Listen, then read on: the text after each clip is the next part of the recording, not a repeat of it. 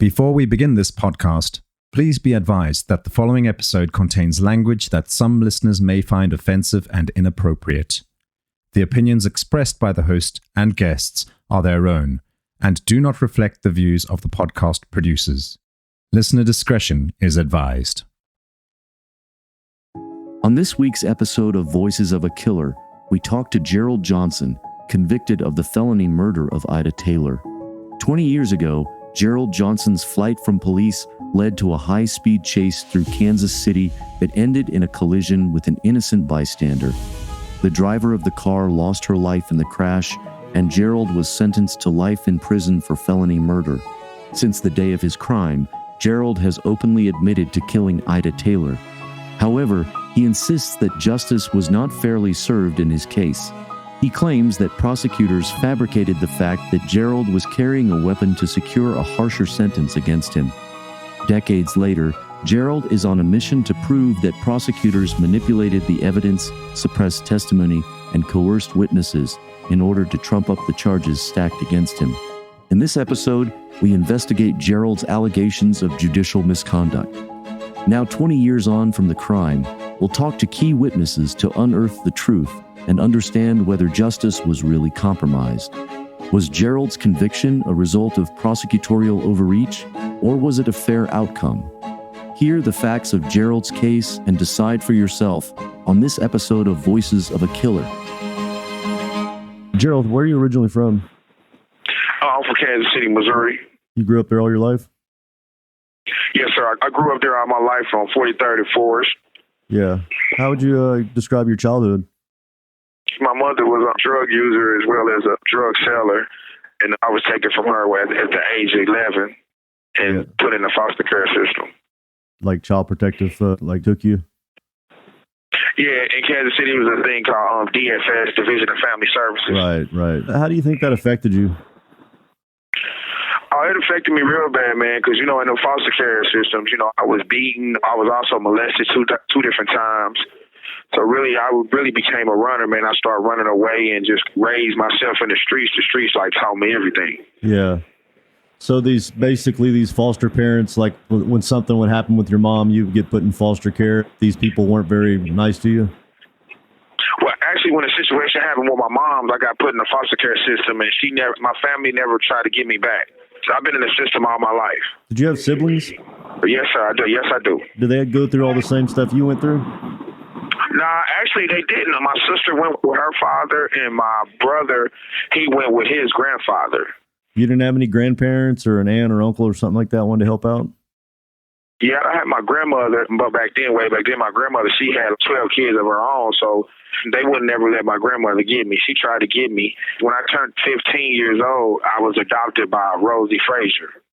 Okay. How was that experience with them? Oh, man, she treated me like family. She passed away a couple of years ago in October, but she treated me like I was her son. I was raised over there on 43rd and Forest in Kansas City, Missouri, but it was a drug-infested area, gangs, prostitution, whatever. At what age did you spend with Rosie, the one that you consider family? She adopted me when I was 15 years old, and that's where my whole life changed. It went into a whole different direction. Yeah. Did you get into crime at that age when you were around her? Yes, sir. Yes, sir. Some of her family members was into criminal activity, so I just fell right into that. Because, like I said, all I knew was the streets. Yeah. Did you finish high school? No, actually, I didn't, man. So I went to Westport Middle, and then from Westport Middle, I got kicked out because I got caught smoking marijuana.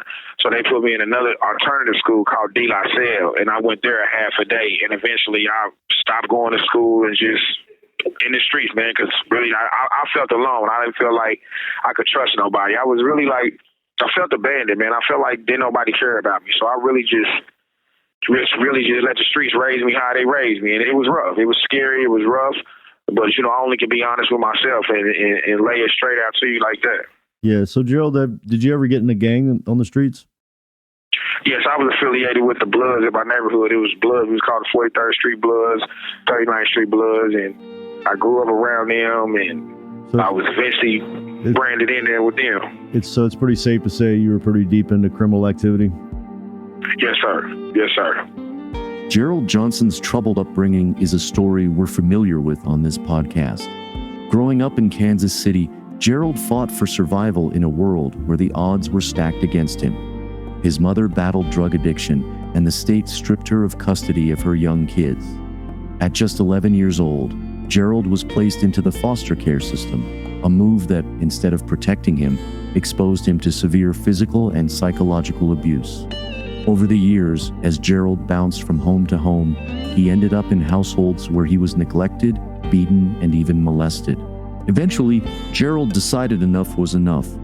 He broke free of child services and took to the streets instead. This taught him some harsh life lessons. Trust no one, fend for yourself, and do what it takes to survive. Gerald's luck eventually turned when he was adopted by a woman called Rosie Frazier. Unlike many adults who had failed Gerald, Rosie treated him like her own flesh and blood, and for the first time, Gerald found love and stability. However, some of Rosie's family members had ties to the Bloods, a notorious African-American gang. Through this affiliation, Gerald was drawn into gang life, where he found a sense of belonging he'd been lacking. Before long, he was fully immersed in a world of gang warfare, drug dealing, and a disregard for the law. By 22 years old, Gerald Johnson had amassed 6 state felony convictions for various crimes, 4 probation warrants, and 22 city warrants for petty crimes. But how did Gerald, a boy raised by the streets, end up behind bars for the death of an innocent victim? Let's hear what Gerald has to say about the crime that ultimately landed him a life sentence in prison. So you're actually sitting in prison right now for, according to the courts, being responsible for someone's death. The era that this happened, were you pretty deep into criminal activity at this time? Yes, when this happened, I was pretty deep off in the streets. Like I said, the streets raised me. You know, I had a high-speed chase running from the police, and ultimately, I hit somebody and killed them. So take me back to the day that the police chase happened. Where were you driving? Well, I was going northbound on Truce. I was in my Grand National. I had a Regal Grand National. Right. And I was going northbound on Truce. Right. And what was your destination, though? I was going back to my neighborhood on 43rd and 4th. Okay, so you're basically going back home? Yes, sir. I guess did the cops come behind you and light them up? Yeah, the police got behind me. For whatever reason, they got behind me. 55th Street is a traffic street, so it's a 4-way street light right there. And it was red, so as it turned green, I proceeded on through it. But I seen them trying to maneuver behind the cars to get behind me. But, you know, I ain't tripping because it was tagged up right and everything. Whenever they lit them up, did you have a warrant? Did you have drugs, a gun? Why would you have wanted to run? Well, when they pulled me over in front of a college on 50. It was on 52nd and Truth. So you actually pulled over for them? Yes, sir. Okay. Yes, sir. I actually pulled over. So they walk up, they get out and approach you at your driver's door? They get out with their guns drawn. Well, that's when I made a U-turn and proceeded to run from the police. Okay. So whenever they drew their guns, you went ahead and took off and the pursuit started? Yes, sir. I made a U-turn going back towards 55th and Truth. Yeah. So I'm going southbound. Yes, sir. About how far did you get from them till they were able to make that U-turn and catch up behind you again? Actually, you know, it's crazy because it's a videotape of it. And when I made the U-turn and ran, they made a U-turn as well. They jumped back in their cars and made a U-turn as well. When I came to the light at 55th and Truth where the collision happened, we was going so fast that they had to go around the wreck. Because they said it wasn't a high-speed chase, but it was. So they had to, and at that time, you're not supposed to high speed in a residential area. You know, they called it lewd. Right. So when I wrecked, they went around the car wreck. And then when I hit the car, I jumped out and proceeded to run, to take off running. Whenever you hit this car, were they crossing the intersection and then you just like T-boned them?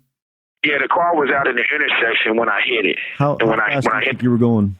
I probably was going about 80, 85 miles an hour. Did you have your seatbelt on? No, sir. Oh, no, sir. What kind of damage did you get from that impact? Well, my face hit the steering wheel and it slit my lip. But I don't know if you've ever been in a car wreck, but it knocked me out and I came back to real quick. And immediately my adrenaline was running, so I just jumped out the window and took off running. Right. Whenever you took off running, were the cops already like yelling stop? The cops there yet? Yes, sir. The cops was already there. They went around the car wreck, and one of the officers' name was James Regular, who they didn't let testify. He jumped out and chased me on foot. Now, let me back up just a little bit. The car that you hit, did you happen to look back and see what you did, the damage of the other car? Actually, when I hit the car, I kind of pushed it up further up the street. So I really didn't. I'm not gonna sit here and lie to you. I really didn't pay attention to the damage because my adrenaline was so high. I was just trying to run and get away. Did you notice a person inside of it? Yeah, I knew somebody was in there, but I didn't know who was in there. I didn't know the person that was in there. In March of 2002, Gerald Johnson was at the center of a high-speed police chase that culminated in the death of an innocent bystander. Around the time of this incident, Gerald was deeply entangled in gang activity and in constant conflict with the law. It was a result of his actions that day that 45-year-old Ida Taylor lost her life. It all started with a routine traffic stop. Initially, Gerald complied, pulling over as instructed. But when Gerald saw the two armed officers approach his car, alarm swept over him. He spun the wheels of his Buick Grand National and took off, the police following in hot pursuit. The vehicles tore down Troost Avenue, the busy main road that slices Kansas City in two. Desperately trying to cut the officers loose, Gerald sped at 80 miles an hour through traffic lights until at one intersection he crashed into another car. The driver was Ida Taylor, a middle-aged mother on her way home. The collision was severe enough to kill her instantly. The impact also knocked Gerald unconscious momentarily. When he came around, though dazed and injured, Gerald bolted on foot. He was unaware of the life he'd just taken, or perhaps unwilling to confront it. There's no disputing the facts of what happened that day. Video footage from a nearby CCTV camera captured the police chase and the car wreck, and it corroborates everything Gerald tells us. What exactly happened next, however, is where the story gets complicated. Contradictory accounts would emerge, which would ultimately determine the course of Gerald's life. So you take off running. How far did you get? So when I hit the car in the intersection and I jumped out and started running southbound, the police had came around the car and tried to cut me off by the sidewalk. So James Regular, which was one of the officers, he jumped out and started to pursue me on foot. When he started to pursue me on foot, I ran back to the intersection of northbound on 55th to Troost to some people car, and I opened the door and sit on her lap. Is this car that you basically jacked, was it moving, or were they at a stop sign, a red light? It was at a stoplight looking at the whole wreck that had just happened. Okay, and you open up the driver's door? I open up the driver's door. Now, I open up the driver's door, and I sit down on her lap. I couldn't sit on her whole lap. I just sit down on her left leg. Okay, and then he pulls her out of the passenger side?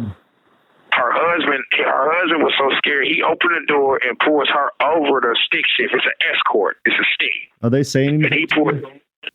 No, sir. He like, man, you can take the car. Just take the car. Just take the car. Don't hurt us. Don't hurt us. Don't hurt us. Don't hurt us. But me, let me make this clear. I never said not one word. Right. Not one. And you didn't have any kind of weapons on you? I didn't have no type of weapon. This is where it gets tricky right here. In your case, it basically states that you had a weapon, a gun at the time, right? Exactly. Yes, sir. Yes, that's what it stated. That's what it stated. After he pulls her out of the vehicle, did you know how to drive a stick shift? I didn't. Actually, I started it and it jerked. And when it jerked, it kind of went. So I just left it right there, and it kept getting, it was like, whoa, it was real loud. So after you steal the car, they get out, and you punch it, and you're trying to go, in first gear, obviously. And I get away. How far do you get? I drove it back to my neighborhood, and I ditched it. Oh, so you made it that far, huh? Yeah, I made it back to my neighborhood. Yes, sir. And 2 days later, I turned myself in with my lawyer. Okay, so you did turn yourself in. Did you hear about? Yes, sir. Did you know that the girl in the vehicle died? Yes, sir. When I seen that on the news, because I didn't watch the news because I was laid up in the hotel room. When I seen that on the news and they kicked in my grandma's house, I told my grandma, listen, I'm going to get me a lawyer and turn myself in, and that's exactly what I did. So you did do the responsible thing after that and turn yourself in. That's good. Yes, sir. I was going to say, it ain't a day that I don't get up and I don't reflect back on the pain and the harm that I caused to the Taylor's family. Because I didn't mean in no shape, form, or fashion, Mr. Toby, to hit that lady and kill her. I really didn't. I was young. I was 22 years old, man. I made a grave mistake, and I'm paying the price for it right now. But Mr. Toby, I promise you, and I promise the world, I never had a gun. I would take a lie detector test. I would do anything. I never had a gun. I was young. They did that to chump them charges up. I never had a gun.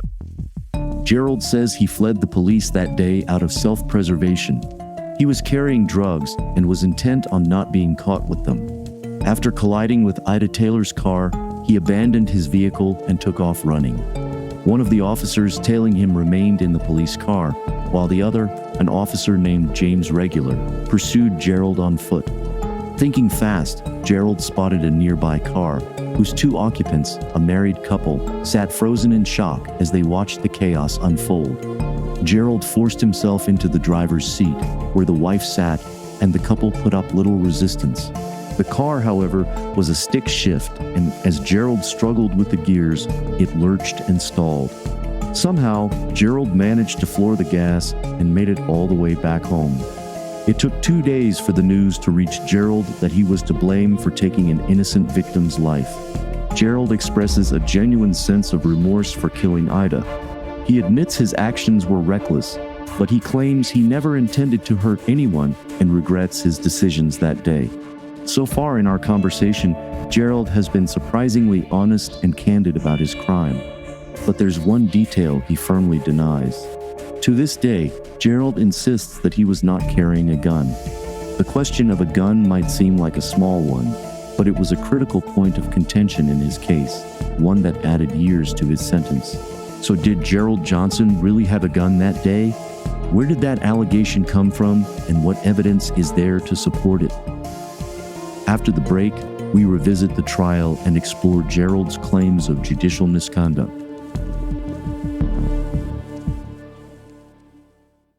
And you actually got charged with armed criminal action, ACA? I got charged with second-degree felony murder, first-degree robbery, armed criminal action, and leaving the scene of a motor vehicle accident and resisting arrest. Is there any gun that was presented at trial? Absolutely not. And I want to say one thing to you, Toby. This is very important. The Miss Case, the car that I took at the light, she said from day one all the way to trial, Mr. Johnson never had a gun. Well, that was my next question. Did the people that you jacked their car, did either one of them say at trial that you had a gun? The driver of the car, Miss Case, she said Gerald Johnson never had a gun and I never seen a gun. Her husband said, oh, he had a gun in his hand. But if you read his statements, he is so inconsistent. It's like they coached him to say that. What if I called him up and asked him for you? I'll hire a private investigator to find him, and I'll see if I can't get him to say, well, I'll try to pull the truth out of him. You know what? That would be a blessing because what's his name? I'm going to tell you something. His name is Daniel Cates, and his wife's name is Shauna. So the reason, for people that are listening to this, the reason it's important about, obviously you're admitting to all the stuff that you've done. You're not trying to act like it's something good. But the ACA, the armed criminal action, that puts everything, puts a spin on your whole situation as far as time in prison. And right. If we want to do justice the way it's supposed to be done, don't put something that's not supposed to be there. You'll serve the time that for the crime that you did, but not for something that you didn't do. I want to say something, Mr. Toby, because I've been gone 24 years now. I don't have no reason to. I'm not looking for no pity party. I'm not looking for no handshakes or nothing like that or no I'm sorries. I just like to be truthful. I'm a man and I grew up in here. And Mr. Toby, God is my witness. They didn't let the police officer to chase me on foot even testify. The prosecutor said that he was out of state. His name was James Regular. That was the police officer's name. For Kansas City Police Department? Kansas City Police Department. And he's no longer even with the force. I'm talking about a year or 2 years later, he was removed from the force. Yeah. The driver, Eric Eberhardt, he was also removed from the force. And one time I had them looked up, and they both is in Key West, Florida, which was kind of odd to me. It was kind of odd to me. So I'm like, man, are these people just sit here and just did me like this just to enhance my sentence? Because the alternative in my indictment, the alternative count was involuntary manslaughter. which only the max would have been 7 years. But they didn't want to give me the 7 years because they wanted to enhance my charge because they wanted to say that I had a gun. This was quite some time ago. Do you think these folks are still alive? Yeah, because to be honest with you, I done had them looked up. Yeah. I done looked them up on Facebook and everything. I just didn't bother, try to send a message, try to send and see if they're, talk about the gun again, because the wife made it clear. She's the driver. How can a passenger charge me? And how come the police officer that chased me on foot didn't give a statement saying that I had a gun? Because in his statement, he got statements too. They made statements too. Neither one of them on the day that it happened said I had a gun, but that police officer, Eric Eberhardt, he came back a year later and said I had a gun. Mr. Toby, why he didn't say it on the day it happened? Gerald raises some serious concerns about the fairness of his trial. He accuses the prosecution of fabricating the existence of a gun to trump up his charges. This detail might seem small, but it had major consequences for the length of Gerald's sentence. Typically, in a case like Gerald's, where someone is killed in a car wreck, the charge would be manslaughter. That charge carries only about 7 years in prison. However, if the prosecution could prove that Gerald had an illegal concealed gun at the time of Ida Taylor's death, they could push for felony murder instead, which carries a harsher sentence and could lock Gerald up for life. But what proof did they have that Gerald was wielding a gun? Here's where things get murky. There are 4 key eyewitnesses in Gerald's case who gave conflicting accounts. First, there's the driver of the car that Gerald stole, a woman called Shauna Cates. Shauna testified that she didn't see a gun on Gerald, and her story remained unchanged. But the passenger of the car, a man named Daniel Cates, told a different story. Daniel took the stand to testify that Gerald had a weapon. This testimony was fundamental to the prosecution. However, Gerald questions the credibility of Daniel, pointing out that his story changed over the years, which raises Gerald's suspicions that he was coached by the prosecuting team. Then there's the officer Eric Eberhardt, who stayed in the police vehicle while his partner chased Gerald on foot. Although initially, Eberhardt didn't mention a gun, he told the court a year later that Gerald was definitely armed. Gerald insists this was a bold-faced lie and questions why Officer James Regular, who pursued him on foot and had a clearer look at Gerald, was never called to testify. To put it simply, Gerald believes the prosecution deliberately manipulated the witness testimonies and selectively excluded key evidence to enhance Gerald's charges. He's adamant that introducing a gun to the narrative wasn't just an exaggeration. It was a calculated move to upgrade his charge from manslaughter to felony murder with a far steeper sentence. It's important to note that Gerald isn't denying his involvement in the high-speed chase or trying to downplay the tragic death that followed. He's taking full accountability for his careless actions. What Gerald is contesting are the alleged injustices that occurred during his trial. After all, this is a man who's already served over 2 decades in prison, and as Gerald tells me, he's put that time to good use. All right, so Gerald, whenever you went to trial, did you see the victim's loved ones there? Yes, sir. Her husband came, Mr. Ricky. Did they say anything to you, look at you? Was there any words exchanged? Did they have a victim impact statement? Yeah, actually, her mother, Miss Nuggets, came in, Ricky, and her mother said, she said, I want him to pay for what he did, but I don't want him to spend the rest of his life in prison. But the husband said, now I understood his pain wholeheartedly. He said, man, I want him to spend the rest of his life in jail because I'm never going to be able to see my wife again. And me growing up in here, Mr. Toby, I understand that now because I understand that I took a victim and I left a victim with no more choice in the matter. I understand that now. You see what I'm saying? So, yeah, it's heartfelt to him. And my pain that I caused to the community is I destroyed the community, man. And here I rebuilt myself to make myself better. And and I vowed never to take a victim again. So, Gerald, when do you go in front of the board? I'll go see him 2029 with a projected release date 2031. But I got a chance of going to see him in 2026, too. So why did you say the first one first and then 2026? Because the Edgar ruler, they came out with this Edgar ruler, and that pushed everybody's time back. It kind of messed people's sentences up that was already sentenced. So things is being fought regarding the Edgar ruling that came out. So do you think you deserve to be back out on the streets? You know what?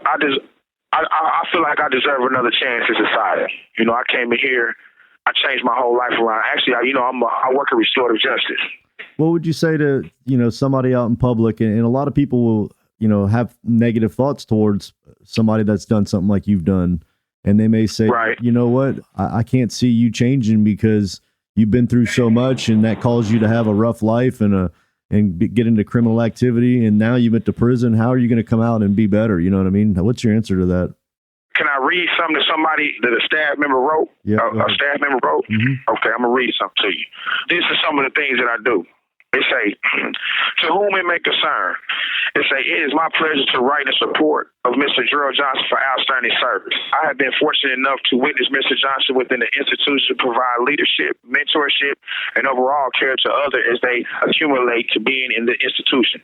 I have worked with Mr. Johnson in restorative justice and have had him to participate in my group meetings, managing emotional intelligence, where he is always a welcome addition and also a humble facilitator. As is evident from his time here and his impact on others, Mr. Johnson has excelled in his role as a mentor and facilitator with many notable accomplishments. My experiences with Mr. Johnson, primarily those related to his mentorship and facilitator ability, would demonstrate excellent knowledge, organization, trust, and leadership have inspired many to turn over a new leaf and to focus on the rehabilitative aspect of incarceration. I have observed Mr. Johnson in both the classroom and general population settings, taught him in class, and worked with him as program executive. In addition to considerable intellect and experiment performances, Mr. Johnson is a warm, engaging individual who teaches others by example, is inclusive, and consistently exhibits curiosity and motivation to learn. He comes prepared for all types of learning situations, having researched the relevant topics so that he can provide quality care as well as participate actively in class and inspire others on the prison yard. In addition to prioritizing his own learning, Mr. Johnson considers the needs of others. On multiple occasions, he has arrived to restorative justice with handouts and literature on relevant topics tailored for them to team and assist in rehabilitative care. In closing, Mr. Johnson is an integral part of the rehabilitation community at Jefferson City Correctional Center and continues to find new and innovative ways to assist others in his time here at the facility. Now, that's from my boss, Kevin Yancey. That's my boss that I work for, Restorative Justice. So me giving back to the community, Toby, it ain't a day that I don't get up there. I walk this prison yard with my face up, with my chest out. That you can call the wardens, you can call Miss Brayna Martin, you can call Miss Dolores Falkenrath, you can call the deputy warden Craig Crane, even the major Norman Graham, and they would tell you I'm an outstanding role model in this prison. I changed my whole life around, and I also assist and help others change their life around. And that's what I do, and I ain't never gonna stop, and I'm gonna continue to give back to the community, whether I'm in here or out there. And I don't deserve to get them no sorry. What I owe is an apology and a plan and a course of action to take the responsibility of my crime that I took in destroying the communities. And I have rehabilitated myself in here to go back out there to be a positive role model, to live next door to you and anybody else. And they'll never know that I went to prison. And that's that on them, Toby. I'm curious, Gerald, this person that you read the letter, about this Gerald, where was this Gerald at 22? You know what? This girl was a lost child. I was lost. I was lost to the streets. The streets taught me everything I knew, man. And I was a scary little child. I was molested. I was beat. I was affiliated with gangs. I was doing things that no child should never have to witness nor be involved of. But I didn't know that then because I felt like nobody loved me. I felt like nobody cared. I was abandoned. I was neglected. And that's the facts of it. If anybody go back and look at the beginning for me, they'll see I was in Trinity Lutheran Hospital. I was in Menorah Hospital. I was in a residential care facility. I was in West Missouri Mental Health. This is things that I was in as a child. So nobody ever came and gave me the guidance of a chance to show me something different. Yeah. And here I am today in prison and changed my life around and did it from the ground up. And I renovated. I built myself from the ground back up to be better. Gerald's story didn't end the day he was convicted of felony murder and sentenced to life in prison. Looking back now, he admits that he was a misled young man who made devastating choices. But today, Gerald insists he's no longer that 22-year-old who once carelessly caused Ida Taylor's death. Over the past 20 years, he's undergone a significant transformation, immersing himself in the restorative justice programs available behind prison walls. He's now a mentor, facilitator, and role model, and to all accounts, a model prison inmate. In his own words, Gerald says he owes society more than just a sorry, and he's genuinely striving to make a positive impact on his fellow inmates. The contrast between this man and who he was at 22 is stark. Prison has given him the time to realize the potential he once threw away in pursuit of gang life. Though he still has many years left to serve, Gerald hopes that when his time for parole comes, he'll be judged not only by the mistakes of his youth, but by the man he's worked hard to become. But is Gerald also a victim of a wrongful conviction caught up in a miscarriage of justice? On the next episode of Voices of a Killer, we dig deeper into Gerald's allegations of injustice.